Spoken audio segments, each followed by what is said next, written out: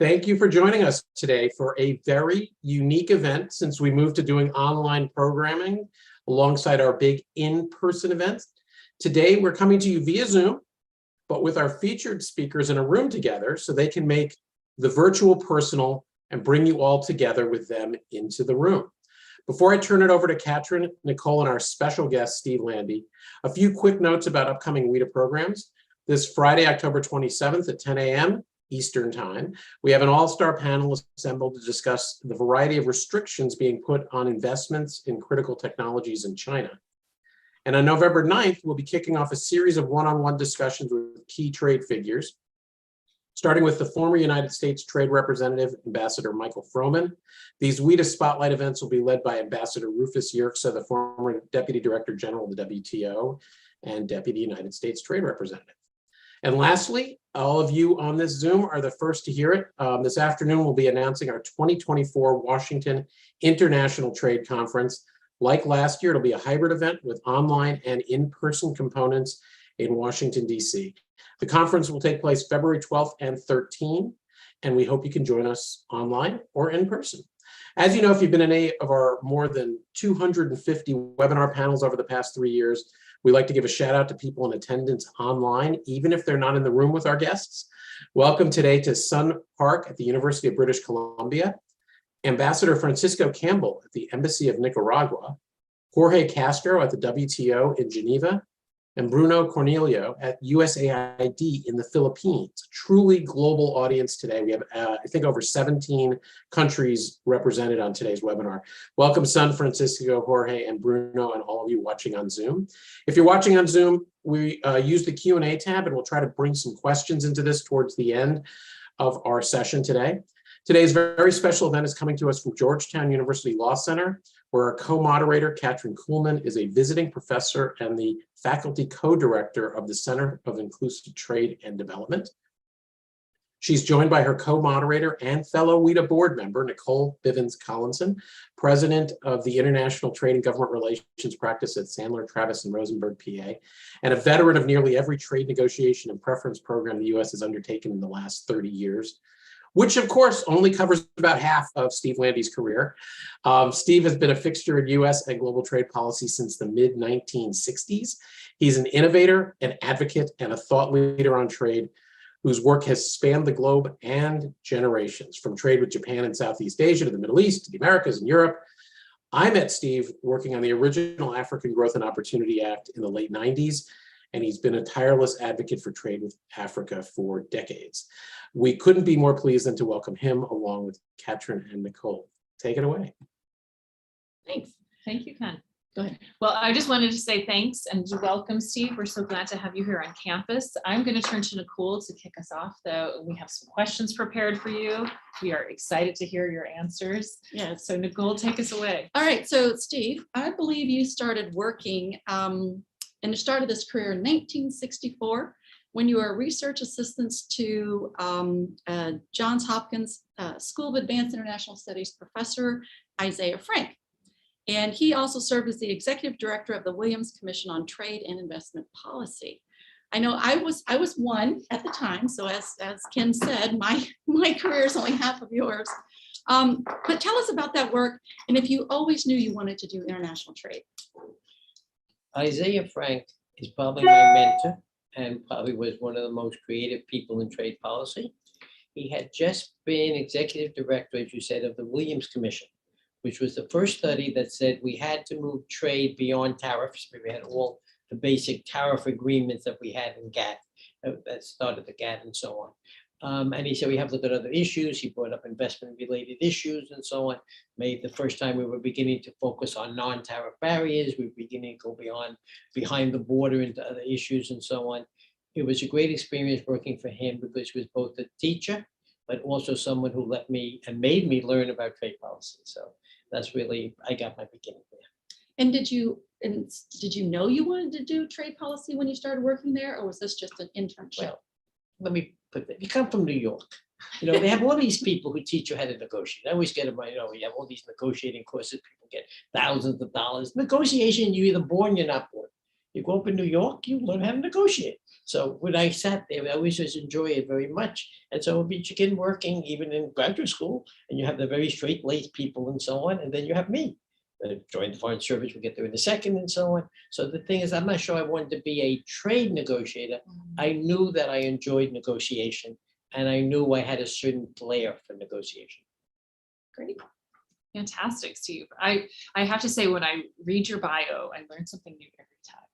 You have done so many things. You've worked in so many parts of the US government. And so just hoping maybe you could take us down on that journey a little bit. So you went first, as I understand, and please correct us if we get anything wrong, first to the US Department of Agriculture, then into the Foreign Service, as you mentioned, and you were in Greece for a while, which explains your love of Greece and Luxembourg, and then you wound up in trade, right? It's what was then called the Special Trade Representative's Office. So it wasn't even USTR at the time. You were there before it became USTR. So take us down take us on that journey a little bit with you. And what did you learn along the way? What did you kind of take from all of these positions as you advanced in your career that gave you that impacted your views on trade and development, I would say too, because I know you very well from doing development work and Africa work. So how did that all come into being? I always like these nice, simple one-part questions. Yeah. When you reach 82, you have trouble even remembering. Oh, the first sorry. one, but I'll give it no, please don't be sorry. The question was right on the mark, and it certainly made some sense and so on. As far as I could see, that you build one experience and another experience, and if you can learn from your experiences, that you can get things particularly done and so on. State Department was absolutely a fantastic experience. We had 2 hardship posts. I say that sarcastically because we were in Greece and Luxembourg, which I don't think might have moved into the hardship post and so on. But I will always remember my agriculture advisor at the U.S. Embassy in Athens, because we got one of those cables the State Department was famous for before emails. And they would list out what you're supposed to tell your people, and you go to your local and he explain to you, and say, and he says, Stephen, the only thing you will create if you make this particular presentation is a bunch of communists and so on, because we're only a few years after our Civil War, and you can't go to somebody and say, I'm sorry, you have to open up for US. You have to get other arguments in there. The problem with all those states, I'm happy I could say this finally, of all those State Department cables was, and having been involved with it, that you have to get clearance in the US government. So you would end up with mealing mouth, compromised language, first line. So you'd make the line, the person would come back with a response, you wouldn't have anything to say, because they could barely get out of the clearance process, I should say, the interview, anything more than the first thing. That's when you learned you had to do a lot of innovation and so on, while you were negotiating and so on. And so on. State was very useful. I think I got rid of some of my, not all of them, I got rid of some of my rough edges from New York. And we learned the importance of, quote, not everything should be Armageddon, all the young people. The one thing you learn is you have an issue, it's going to come around 10 different times. Yeah. If your boss is saying something at a meeting, don't contradict him. Just wait and you'll have a chance to come back and do that. And so I thought my State Department experience was extremely helpful. Quickly, in agriculture, I had my first unfair trade practice. We were complaining because we were trying to sell rice. The Thais were our big competitor, but the problem with Thailand was you would ship from the US to Thailand full boats. So when they come back, the ships would be empty. So that gave a competitive advantage to Thai rice, we'll say the East Coast market. US had to go across. I remember that was, we were sitting, I don't know what we wanted to do, kept saying, it's not fair. Not sure what we had to do, but unfair trade practice certainly had a role to play in it and so on. I don't know if other aspects of the question want me to answer. Well, tell us, and then I'll turn back to Nicole too, because we're kind of now heading into your time at USTR. But how did you decide then to go from the State Department to STR, as it was then? Well, I served in the Economic Bureau, and they had, in those times, they had 3 divisions. One was trade negotiations, but I was in number 2 with general commercial policy. So that's when I got involved with developing countries and so on.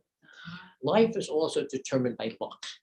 So when I went to Luxembourg, which was an absolutely luckiest experience, because Luxembourg is a very small embassy, as you can gather. I was economic officer, commercial officer, touristic officer, and so on, fashion officer, whatever it was, you had that title and so on. But when you were there and so on, you suddenly found yourself dealing with all the economic ministers, like in Paris, and it is, you know, full career foreign service officers would be a career minister now in terms of their ranking and so on. And they would like 6 months every 3 years in those days, Luxembourg would chair it.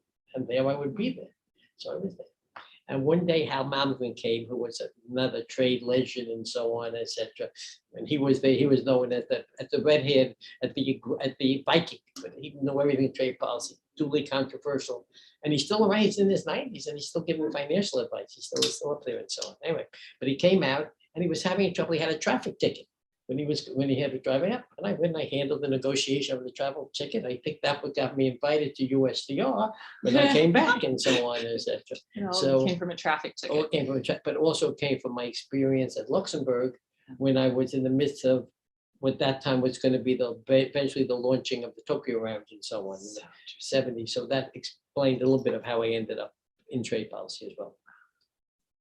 So you went from there. The next step was at the Special Trade Representative's Office. So tell us a little bit about what work you did while you were at STR, and did the name change while you were there? And you know, how have you seen it change since your time there? Wow. Okay. Bill Eberly was the USTR when I came there.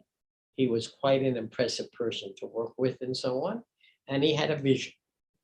And he had two things of it. First of all, we changed the important thing of the Special Trade Representative's Office. Instead of just being an office like other offices in the White House, not popping in my mind for his name, we suddenly had a bureaucratic reason. And it was very clear we were responsible both to Congress and to the executive and so on.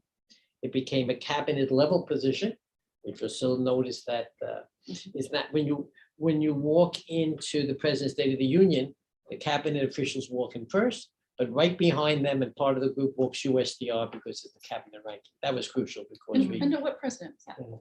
this took place President Nixon. Nixon. And so, Okay. because the other thing that he did, which was really smart, Emily, he said, you know, we're going to have this round to launch the Tokyo round. Why don't we invite Schultz? And so on. First name I don't remember, but yeah. Helmut?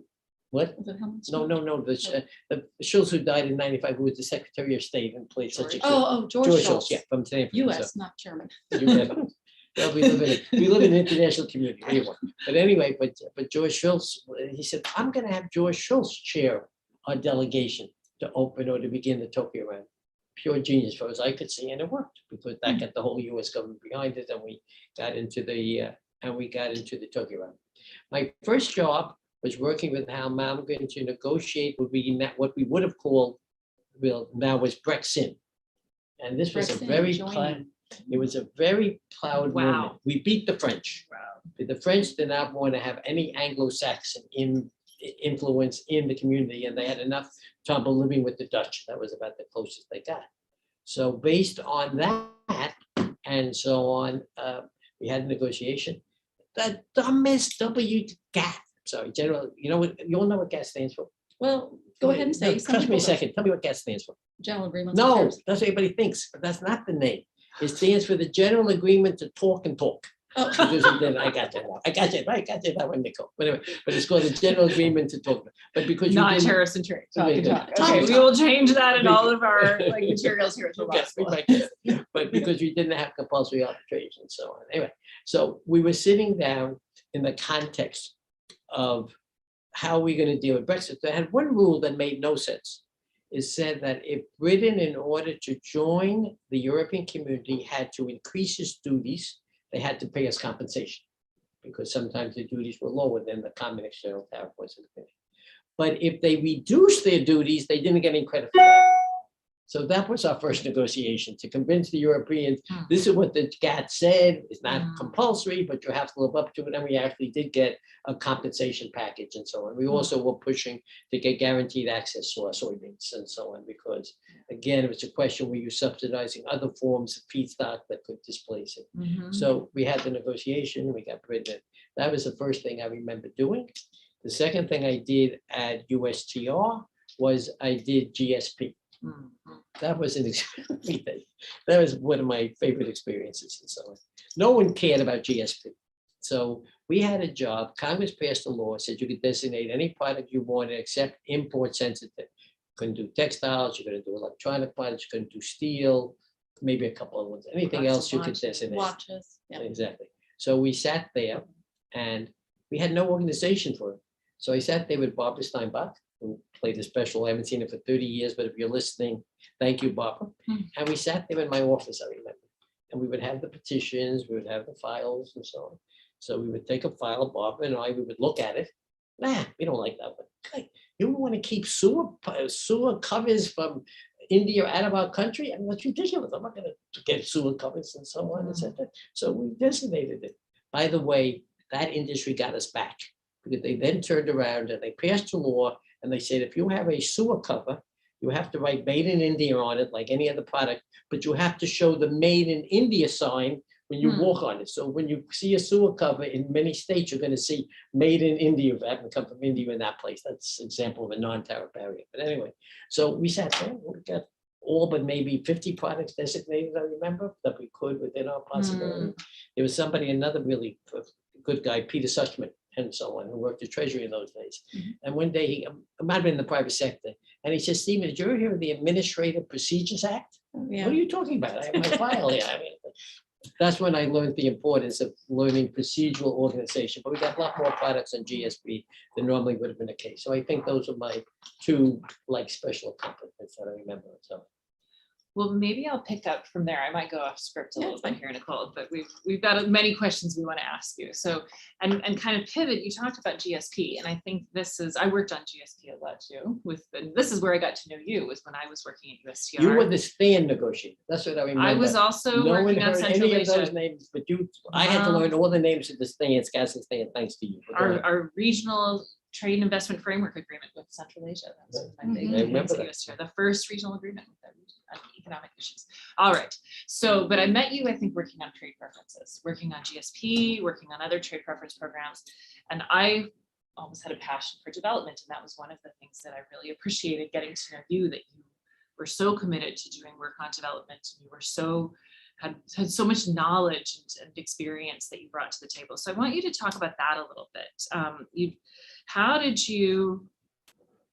you kind of get engaged more in the development work? What was your perspective on that? You worked also, in addition to GSP, on the Caribbean Basin Initiative, right? And you know, when we're always talking about the lineage of these programs, you get credited as being the father of the Caribbean Basin Initiative program, I think, in cases. You worked on the African Growth and Opportunity Act. So tell us a bit about your thoughts on how trade can be a tool for development, and where you saw these programs fitting in, and kind of how you went from your work on GSP to working on the other programs. That's 3 questions again, but I'm confident that you can take them. And they're very good.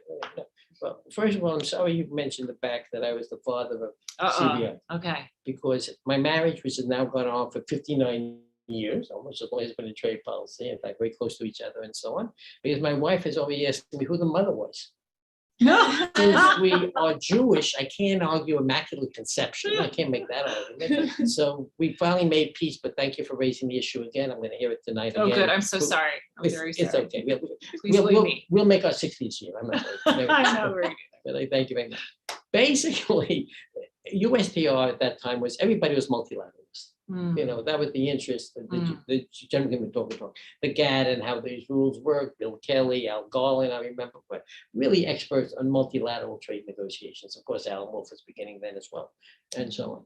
And no one wanted to do the stuff. When there came GSP, I didn't get it because I was good at GSP or because I knew how to run a program, which I didn't, but because no one else wanted it and so on. So we had the same thing. I remember in CBI, we had Bob Hormats, who was the person who went on to State Department and was kind of a leader in many things which he had done. One of the things he always did with the oil pipeline, which I won't discuss since that hasn't been too popular to Russia, but Bob Hormats made quite a contribution and so on. And there was a meeting at the White House, and it turned out that the first visitor that Ronald Reagan was going to get in Washington was Seaga. And Seaga had just beat Michael Manley in a real tough fight. Michael Manley was very much on the left, Seaga very much. So we got to know, what do we want to do? We don't have any money to spend. We can't do a Marshall Plan. That was Seaga was doing. So they gave me the CBI to do. Let me tell you, it was like the USTR staff versus Stephen Lande. nothing negative. But every time you do something, what about MFN? What about this? I remembered one of the things we did, which we didn't do in Angola, which was a shame. We got a special exemption for the Caribbean countries for escape clause actions. Amy Porges might remember this, but we got a special exemption for escape clause action. And it said that if you were a small producer in the Caribbean, you could not be covered, meaning most of the escape clause actions are MFN, they're applied against everybody. And then we came up with the famous Barracuda provision, which was introduced by the multilateral. Said, no. What about if 3 or 4 of those little countries become a threat? So we had to accumulate the CBI and so on. But that was an example. So we got the CBI. I always found that the secret of success at USTR was to understand what the boss wanted and what would put the boss in a good light. And this case, CBI enabled Bill Buck, again, very special USTR and so on, and got us back in trade negotiation. And I said, this is what the president wanted. And when everybody would complain and so on, John Rosenberg called one day and say, oh God, they're destroying the CBI. I would see Brock at a staff meeting. I would see Brock and he would say, go ahead and do it. So the answer to the question was, it wasn't because I was good, maybe because I was bad, but that's how I got the stuff. And then I really believe strongly that we could use it as a tool of development. And that's why I've been pushing it for a long time since then in the different programs you have mentioned. Absolutely. Good. I hope I can go back to some of your Africa related experience, because again, I have such fond memories of working with you on Africa, but maybe we continue our let's keep kind going. of journey and we'll get there. So you did the GSP, you did the CBI, and then you retired from government. Now we know you haven't retired from working in trade policy. So I think the best thing is to why did you decide to stay involved in trade? I mean, when did you retire officially from government? And then why did you decide to stay involved? Let me respond. I'll tell a little story about Taiwan that I would like to tell and so on, or end up and so on. One of the people at USTR who had the most influence in terms of overall trade policy was Clayton Yaita. I worked with Clayton when Clayton was the deputy USTR, and he was a real Renaissance guy because he did USTR. He ran the Chicago, I think, the Mercantile Exchange and so on. He was head of the Republican Party for a time and so on. But when I was working with him, he was still the deputy USTR. And he came to us one day and he said, hey guys, if you want, ladies, but there wasn't many ladies there, to be honest. Hey guys. Not like when I was there. Yeah. Very different then. Very different. So he came and said something, if you're going to be serious, you have to go in the private sector. You really can't just stay in the government. You'll think like a bureaucrat your whole life. Also, you're always the danger, what they call dead wood. You can't get kicked out of the government, but you've had your time in it. So based on what Clayton Yaita told me, I went on the government expecting to come back, nice position. That was before I knew about the lobbying move. For some reason, if somebody hires you to work for something and they pay you, for the next 20 years, you carry them like a mark of Cain on you or something. You were a lobbyist for the Japanese. Well, I was a lobbyist for free trade, and it happened the Japanese paid me or was around. So I never got back in the government, which is what I really planned to do and so on because of this particular challenge and so on. So I left the government for that reason. The only thing I knew was trade policy, so I really didn't have any other place to go but become a lobbyist and so on. Based on that, the last job I did was Taiwan. I was very proud of the work we did in Taiwan because that really was pure creativity. I got a call, I remember the name too, Dick Holbrook, who probably would have been Secretary of State if he unfortunately didn't have a health problem. And he called up Bob Strauss and he said, we're going to be breaking relationship. And Strauss said, we have some negotiations to finish and so on, because we're in the process of negotiating both trade liberalization, concluding the Tokyo round in those days. And we were also involved in limiting their exports of footwear, of televisions. I think those were the two subjects on the table. So Holbrook called me and he said, you can finish what you want. I'll even give you an airplane. Remember he said that. You can finish what you want, but you have to finish by Christmas. Because the day after Christmas, we can't talk to the Taiwanese anymore. And so, so we had from Thanksgiving to Christmas. So a negotiation.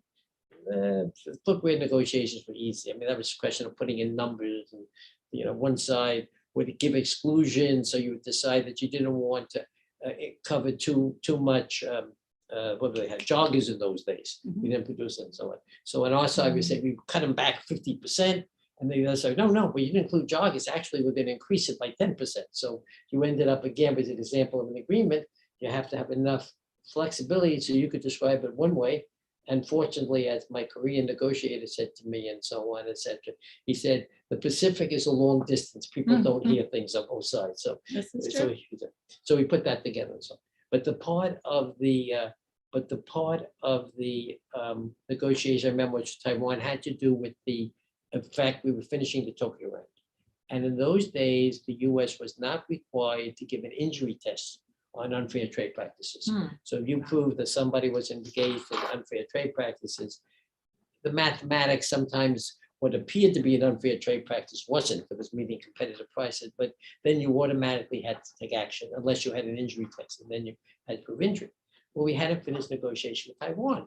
Now, I couldn't talk to them because negotiations were, what, 78, I remember, 79. But it was after we had recognized them. So we came up to what in those days we called the Lande formula. No one knows it. And what they basically said, Taiwan said, we promise that we will live up to every obligation that is negotiated in the Tokyo round, even though we won't be signing an agreement with you. And we raised our hand and we said, we do the same thing for you. We will live up to every obligation you made in this round. One of the obligations was they were going to do away with subsidies and we were going to give them the injury test. Fortunately, we had no committee, no one looked it over and so on. People talk about the Taiwan Relations Act. I hate to tell you, my good friends, my little agreement was more important to keeping relationships with Taiwan than some of the other ones they keep talking about. But we did. Anyway, so when we left and so on, people obviously wanted to work with us in areas that we had worked with and so on. We haven't got into Japan, but we'll do that later on in a different context. So those are the people I began working with and so on. I think it was before they had the really strict laws that they have now. You can't go back on an issue you worked on and so on. I'm not sure. I'm just sure on the timing. It was legal, whatever I did. That much I'm sure of. And so on. Excellent. But We that's like hearing that out of the law school. It was legal. But you always need lawyers for blessings. We always look at it. We're good for the holy war. But seriously, but anyway, so we went there, and that's why I basically then just did what I did, and I just then moved into the private sector. Great. And so do you have any examples of what you feel were, you just talk about successes? Were there any that you felt like, oh, wow, that was bad. That was a failure. Two of them come to mind. When I left, I was very popular with the government, USTR, they liked me. And we went to work for Bill, I believe, who had been a former USTR, and Republican, so he was close to Bill Brock. And there was a proposal in those days for trade reorganization. They wanted to move USTR and make it part of Commerce. So we're actually going to put us in the undersecretary. Remember that. I remember that. We had just gone through a horrible, actually gone through a good negotiation with Japan. And we had two problems, fighting between Commerce and USTR in Washington. So I remember we were going out to do some negotiation automobiles, and Lionel Ulmer and was it Dave McDonald? Dave McDonald was USTR, Lionel was a Commerce. They didn't get along very well. So Lionel Ulmer told the chief person in Commerce, Frank Vargo, another beautiful person and so on, you can't talk to USTR. You can't even share your position papers with them. So Frank and I made a quiet discussion and we sat together and we were able to share. But I said, that's ridiculous. How can you? At the same time, Japan was being cut apart because they had a fight between their foreign minister, Guy Michaud, and MITI. And MITI kept coming and telling us Guy Michaud's strategy. It was kind of ridiculous. And I can't remember, I can't remember the name, but there was a guy, a very nice guy, and we say, by the way, this is what foreign ministry is going to be applying. I think foreign ministry did a little more cheering in those days and so on. So when trade reorganization came, I said, hey, isn't that a good idea? Bill Eberly came to us and said he just came from a meeting with Brock, and Brock has agreed to this reorganization. So I wrote an article in the Journal of Commerce saying, this is a great idea. Oh God, was that a mistake? People thought I was bought off. Some of the words that we use were used if you used to marry a non-Jewish boy out of a religion, if you were a woman. I mean, you just can't believe the words. They had threats. Somebody wanted to do an income tax investigation on me and so on. Wow. And so, boy, but they made it. And I kept saying, excuse me, I really didn't do this. I love USTR. I did it because I thought this was a good way to go and we could end this stupid internecine war. That was a mistake. I just simply leave it on that basis. I was never invited back to be on an advisory committee at USTR again and so on, etc. The second one occurred towards the end of the Tokyo round. And Bob Strauss, who, again, if I had to put a list of, say, between my father and Bob Strauss, they would be on the top of my list of people who knew how to work and the kind of influence I had and so on. But Bob Strauss called me one day and said, hey, we have a few issues open. One is the enabling clause, which speaks about responsibilities of developing country in the future. Can you go out and kind of resolve the problem? I can think a more obnoxious guy comes out of the plane, you know, I mean, has maybe 5 years experience in trade policy, and all of a sudden I'm making these deals. So it was not a good feeling.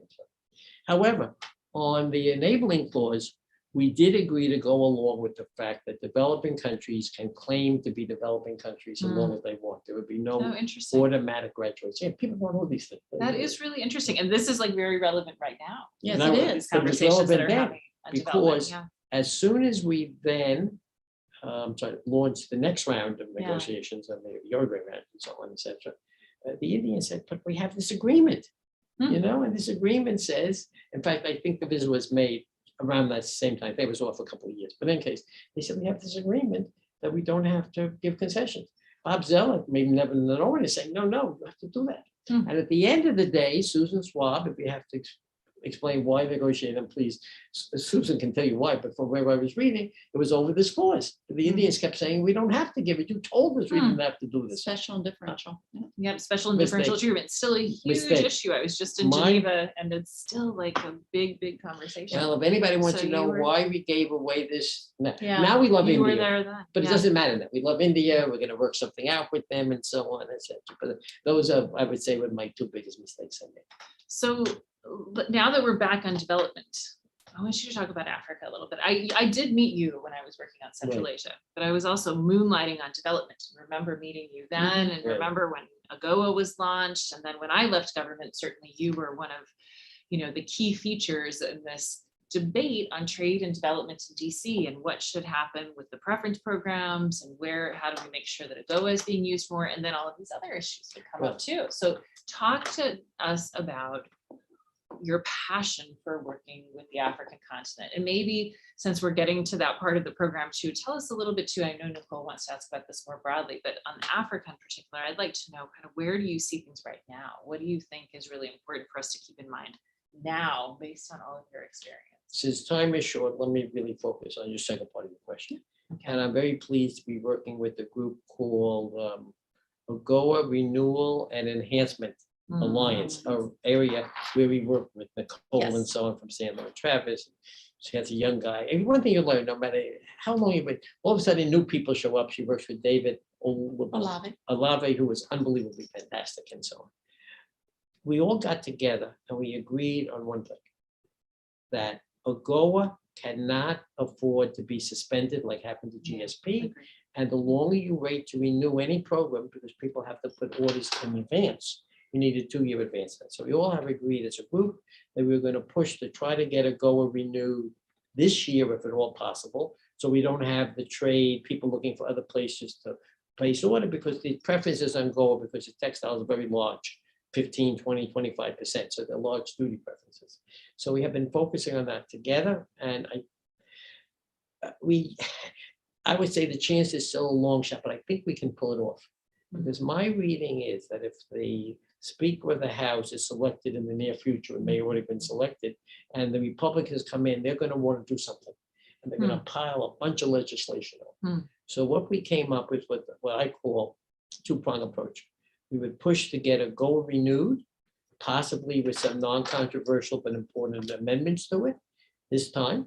And then we would spend the future seeing what else we would do. We don't agree as a group ourselves where we want to go. I believe that if you do not renew AGOA with enhancements, I question the timing. We have to renew it first, it's clear, because then we can focus on enhancement without the date hanging over us and so on.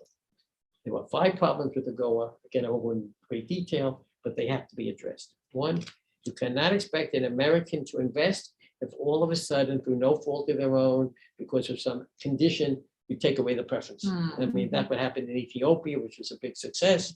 And poof, we took it away in Ethiopia, which was moving up in textiles now, it's exporting to Europe and other places. Makes no sense to me at all. We also harmed the very people we're trying to help. For example, in this case, there was a lot of women working in southern Ethiopia. They had absolutely nothing to do Right. with the problem, Right. poof, Right. and so on. And also you create space for China, which makes no sense. So one of the things I argue is let's get rid of conditionality. China has a program, Europe has a program, same kind of preferences we have, they don't have conditionality. If you have to have it, please give 100% flexibility to the administration. Don't have them say, you can only extend a go if the country agrees that if you could certify the country is making progress. You may not be able to do it. So that's one. Two, origin rules. We are using the same damn origin. We're using the same origin rules today that we used in 1974 when we did GSP.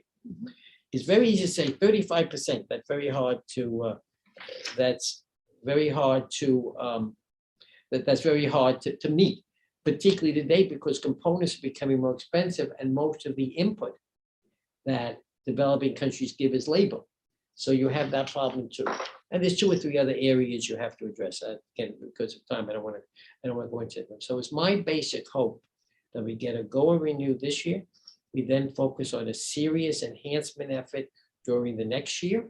And when Mr. Biden finishes his first term and so on, second term, who knows? But the first term, at that point, I hope we have finished a very comprehensive AGOA enhancement as well.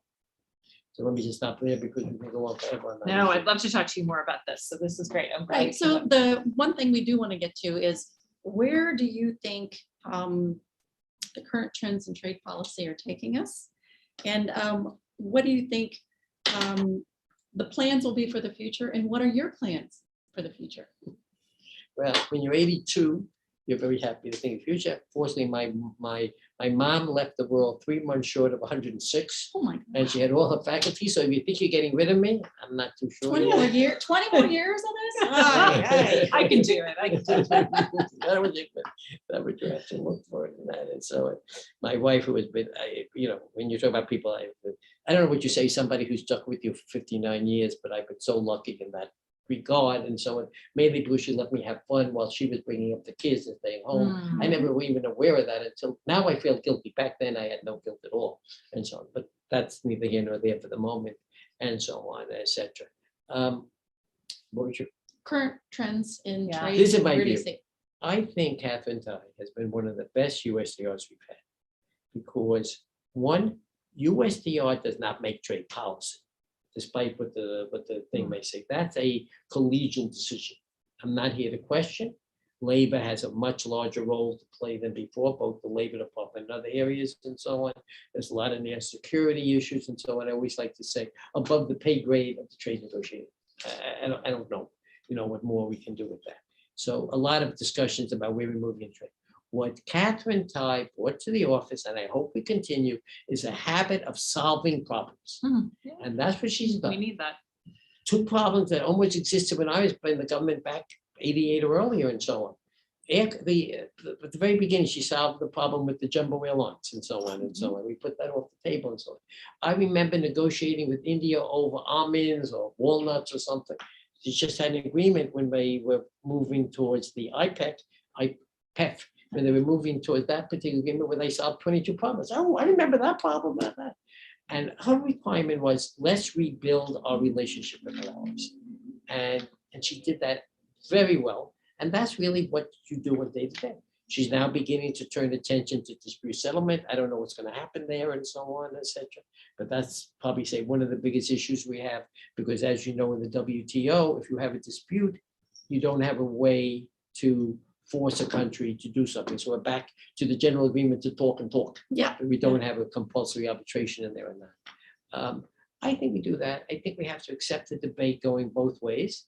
I think I blame, and I'm guilty as much as anyone else, that the trade community who realized that the advantages of trade have been absolutely unsuccessful during my whole 60 years, convincing the American public of the importance of trade and how you benefit more, how more jobs are lost by automation, more jobs are lost by fashion change, 10 times more jobs than are lost by imports. Absolutely. And often we get rid of imports and so on, and we're getting rid of dirty industries, which isn't good to put some other place, but we're cleaning it up. So I would say in terms of disappointment is, but it may be a pendulum, it may swing back again and so on, but we have to get back on the right path and so on in terms of trade.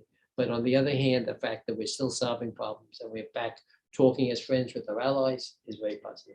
That's interesting, Steve. I mean, I think you definitely have a perspective that many of us don't have on trade. I've seen it from so many different angles for so many years. Absolutely. I will say too, I was going to ask you about the advice that you would give to somebody starting a trade policy career, but I'm going to hold off on that for a moment because I want to, and I've also, we were going to ask you too about some of the lessons learned. I've been writing some of them down that you've shared. You know, luck plays a big role. You never know what's going to happen as you go into a job, what you're going to learn next, find out next that will lead you to the next step. Don't turn everything into an emergency. I tell people this all the time. It's not always a big emergency, and solve problems when you can. And I think these are like things that everybody could take with them. But instead of asking you what you would recommend, what I'd like to do is invite a few people who are online with us to come on and say a little bit about what they have learned from you, from working with you, from having the chance to know you over these years. I know Nicole and I could also answer that question. I certainly have benefited so much from you over the years, Steve. I'll take 20 more, like I said. But so I'd like to invite the following, if I know this is going to depend on our good Zoom technology, but WITA, they're pros at this. Jorge Castro, the Director of Legal Affairs at the WTO. Hi, good to see you. John Rosenbaum, wonderful to see you too. And I don't know whether Jeff Schott and John Murphy are also with us and want to come on, but I'd like to ask the two of you to maybe say a few words about Steve and the work that you have done with Steve over the years and how he had an impact on you and your career and your work in trade. So why don't you let Jorge go first? Jorge, please. And thanks for joining us. Yes. I'm so glad that you could. And this all came about because of a Georgetown law. Hello. And we also have Erastus Wencha with us. It's so good to see you. So Jorge, why don't you go first? And then we will go around. It's wonderful to see you. Go ahead. Sure. Good morning, everybody. Good afternoon here in Geneva. And it's a pleasure being able to join in this event for Stephen Lande. Some 30 years ago, I enrolled in a workshop on international trade matters at Georgetown University in the Masters on Foreign Service.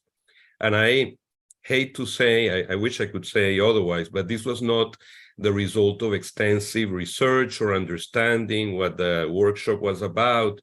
It wasn't part of a big plan of career development into international trade. But regardless of that, it turned out to be an extremely impactful decision, having joined on that workshop. I found out that, as you would wish in a professor in university, you had somebody who was extremely knowledgeable about all the technical aspects of the topic, who had a lot of personal experience that he could draw upon. And we had fantastic discussions and guests and anecdotes during that semester, and also full of energy and a fun seminar to attend.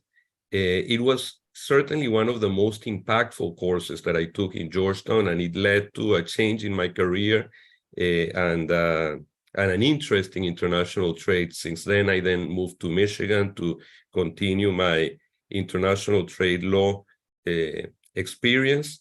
And so I'm just very happy to be able to join today in this event for Stephen Lande. So thanks, Professor Kuhlmann, for this invitation. Wonderful to see you, Steve. Thanks for so much you've given me and all of your former students, I'm sure, and former colleagues. And again, thanks to the people in WITA as well for inviting me to this event. Thank you so much. This was a little surprise for you. We sat together at an alumni dinner for Georgetown Law School in Geneva earlier this fall, and I thought, wouldn't this be nice for you to hear what I am hearing? What a So- nice surprise. Nice I'm surprise. glad to hear. And what a wonderful surprise also to see the Honorable Erastus Wenscha with us and John Rosenbaum, whom I have so many fond memories of too, from working at USTR. Erastus, could I ask you to maybe say a few words about Steve? And then John, if you don't mind, I'll come to you too. We'll just go kind of going around my screen here. Would you mind saying a few words? Oh, you're on We mute. cannot hear you. We can see you speaking. Oh, we No. still cannot hear you. Try one more time. Okay, No. we're having, well, we'll give you a moment. John. I managed. Okay, hi. Well, thank you very much for having me. And to me, it's a great pleasure and a privilege to speak at this event, and particularly to my good friend, mentor, and really a person that I've come to cherish and love, Steve. I met Steve in 1998. And at that time, I was working as Secretary General of the Common Market for Eastern and Southern Africa. And it was in the context that I was looking for cooperation with the US, and we wanted to sign TIFA. And at that time, Ambassador Zolik was the USTR administrator, and it was in his hands that I learned what a TIFA is and how to structure it. But more importantly, during that time when I came over, I gathered that there was in the making the AGOA, and working together with the US African ambassadors based in Washington, we started lobbying for AGOA passage. We even went to Congress. We had many seminars with the business community, working with Corporate Council on Africa. And so finally, we were able to get it through Congress. And then, of course, comes the issue of implementation. When challenges arose, we had to go back with Steve to start figuring out what had gone wrong, and started to suggest some of those innovations which were brilliant. But unfortunately, not many of them were taken on board. But nonetheless, some of the initiatives like Millennium Challenge and all these activities which were focused on Africa were initiated during that time. And later on, I was also privileged to be at the African Union as the deputy chairperson. And during that time, we were looking at the impact of AGOA trade arrangements, and also looking at the WTO and its impact on Africa, and how we could also be able to have these trade preferences, GSPs, in the midst of all these other, proliferation of trade agreements. And Steve was able, again, to help us to understand and walk through that maze. I must say, since, of course, knowing him, which is 35 years ago, he has been not only a person of really great understanding of trade issues, talking about whether you are talking of rules of origin or tariff-based, tariff mechanisms, but a person who knew how to craft trade policies and work with the policy to be able to enhance development. And so, Steve, I hope you are not hanging your boots. In fact, when I saw this webinar, I was worried. I said, what is happening? But I'm happy to hear you say that you're still in there.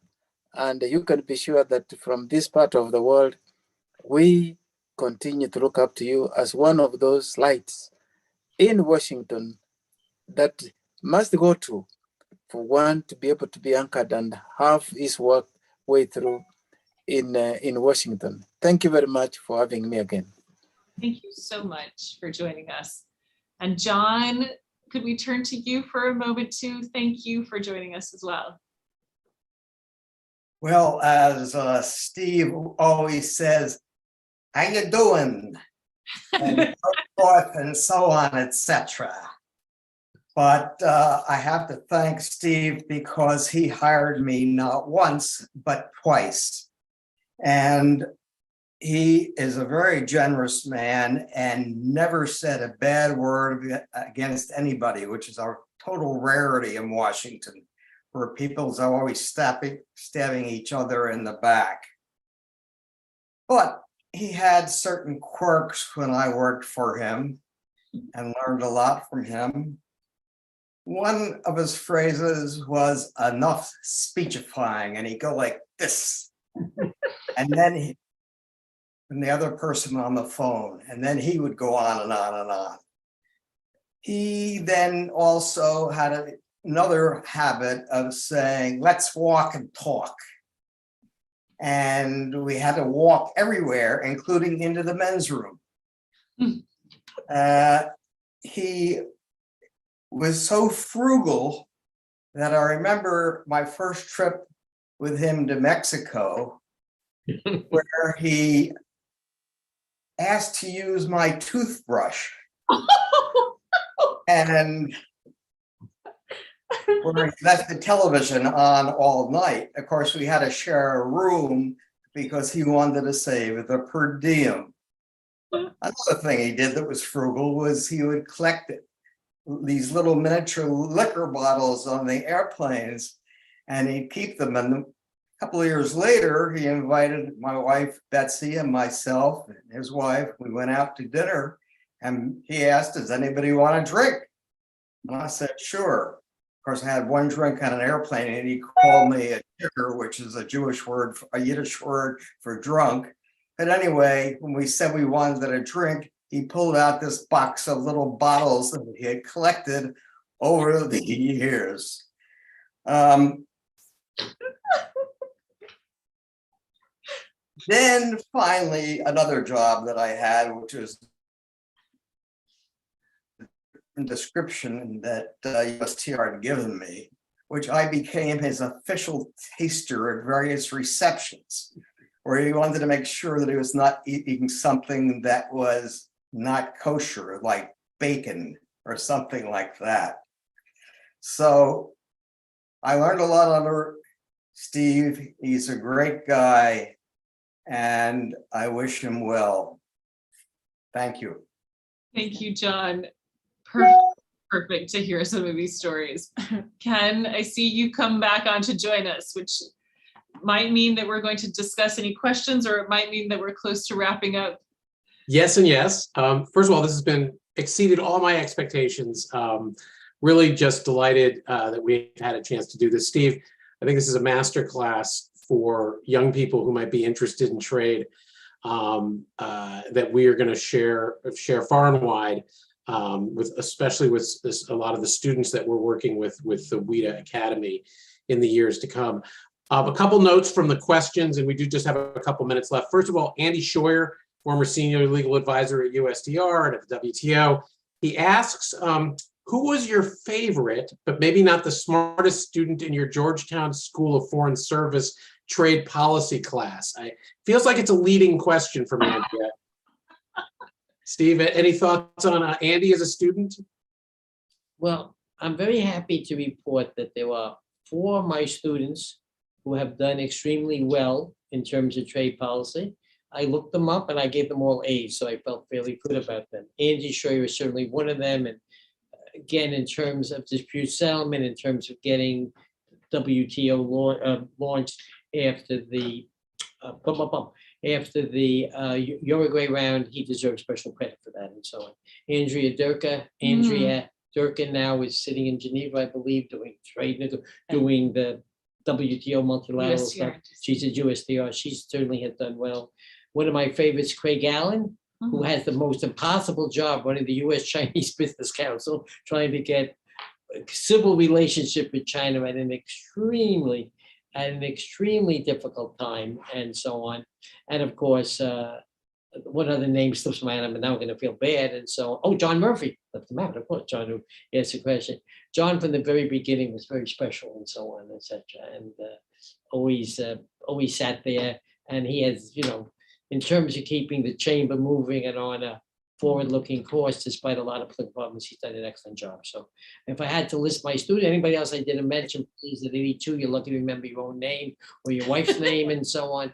But those are the 4 names that do pop up out of my mind and so on. And it's so nice to talk about, you know, how you were as a professor for one of your former students too, who's now running the legal affairs division at WTO. You've had impact far and wide. Steve. People don't know this, but when the first Tokyo round, when it first started, we sent out a team.